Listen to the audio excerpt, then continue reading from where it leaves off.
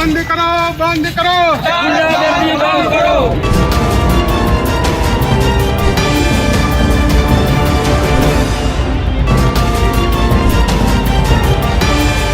ગુંડાગર્દી બંધ કરો, બંધ કરો.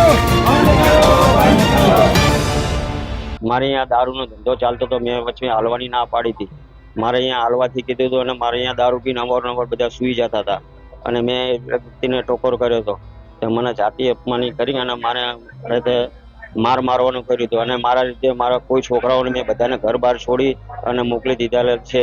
અત્યારે હું ચંદ્ર એકલો જ છું. મારા જાનના જોખમ છે. મારી ઉપર ગમે ત્યારે હુમલો થઈ શકે છે. મારા ઘરની અવારનવાર લોકો હથિયાર લઈને ફરે છે. હું ઘરમાં ને ઘરમાં અત્યારે રહી શકું છું. કેટલા વર્ષથી આ દારૂનો ધંધો ચાલે? આ તો ઓછામાં ઓછા 10 વર્ષથી ચાલે છે. ક્યાં ક્યાં રજૂઆત કરી? જોરાનગર રજૂઆત કરેલી છે. મારી એફઆઈઆર 1 વર્ષ પહેલા કરેલી હતી. એમાં પણ મેં કીધું હતું દારૂ બાબત કીધું હતું અને મને આવી રીતે મારી ઉપર હુમલો કર્યો હતો અને મારી દારૂ બંધ થતી જ નથી. માત્ર વાતો થાય, ખાલી વાતો થાય છે અને વાતો મેં પોલીસ સ્ટેશન અવારનવાર મેં જાણ કરેલી છે.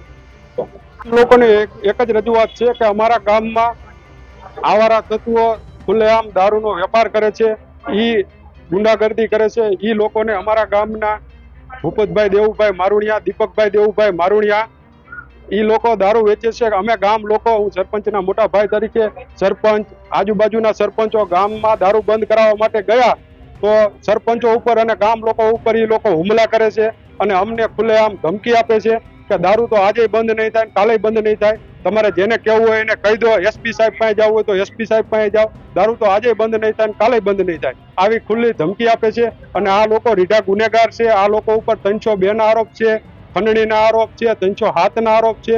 આ મોટા મોટા ગુનાહિત પ્રવૃત્તિ ધરાવે છે. એટલે અમારી સરકારને એક જ માંગણી છે કે અમને આખા ગામ લોકોને ન્યાય મળે એવું અમારી આશા છે. અને જે આ લોકો રહે છે એ શેરીમાં લોકોએ હિજરત કરવી પડે છે. આમનો આજુબાજુના ઘરના 500 ફૂટની આજુબાજુમાં લોકો ઘર છોડીને ભાગી ગયા છે. એ ઘરમાં તાળા લાગી ગયા છે. એટલે હવે અમારા ગામ ખાલી કરવાનો વારો આવશે. એની કરતા અમને સરકાર વહેલા તકે નિર્ણય આપે એવી અમારી સરકાર પાસે અપેક્ષા છે.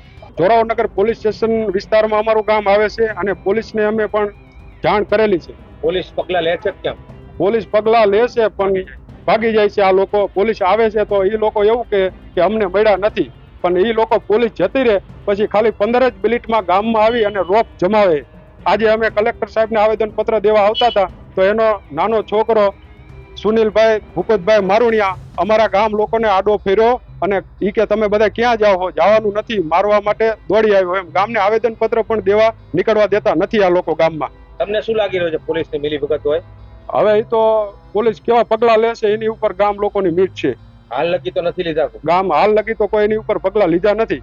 આ 4 દિવસ થઈ 2 એફઆઈઆર કરી છે પણ હાલ સુધી હજી 2 એફઆઈઆરમાં કોઈ પકડાણા નથી. જેનો તરફથી 12 ને 20 કલાકે એક આવેદનપત્ર મળેલ છે જેમાં ગામના કોઈ માથાભારે શખ્સ તેમને જણાવ્યા પ્રમાણે ભૂપતભાઈ દેવજીભાઈ મારુણિયાજીનું નામ દર્શાવેલ છે. તેઓ દેશી દારૂ અને ઇંગ્લિશ દારૂનો વેપાર કરે છે. ગામની શાંતિ સલામતી માટે પણ જોખમી વ્યક્તિ છે તેવી રજૂઆત કરે છે. તેની રજૂઆત અમે રૂબરૂ સ્વીકારેલ છે અને રજૂઆત અન્વયે પોલીસ અધિક્ષકશ્રીને અમે આ રજૂઆત એમની રૂબરૂ મોકલી આપીએ છીએ પત્ર દ્વારા અને આ બાબતે આવનાર દિવસમાં ચોક્કસ કાર્યવાહી થાય એ પોલીસ અધિક્ષકશ્રીને અમે જાણ કરી છે. આ સિવાય પણ તેમની રજૂઆતમાં જે એમને વિગતો દર્શાવી છે તેમાં પણ અગાઉ આ વ્યક્તિ વિરુદ્ધ કેટલાક ગુના નોંધાયેલા છે તેની વિગતો તેમને બતાવી. તે ગુનાની વિગતો ચકાસી અને સબ ડિવિઝનલ મેજિસ્ટ્રેટ વઢવાણને પણ આગળની નિયમાનુસારની કાર્યવાહી કરવા અમે મોકલી હતી. 10 વર્ષથી દારૂ વેચે તો પણ આ લોકોનો આક્ષેપ છે તો પોલીસ પગલાં નથી લેવું, શું કરે? એમની જે રજૂઆત છે એ પ્રમાણે એમને કીધું છે જો લાંબા સમયની આવી ફરિયાદ હશે ને આ પ્રમાણે જો પ્રવૃત્તિ ધરાવતા હશે તો ચોક્કસ આમાં કાર્યવાહી થશે. એ બાબતે અમે આપણે અસ્વસ્થ કરીએ છીએ પણ આગામી દિવસમાં કાર્યવાહી થશે ચોક્કસ.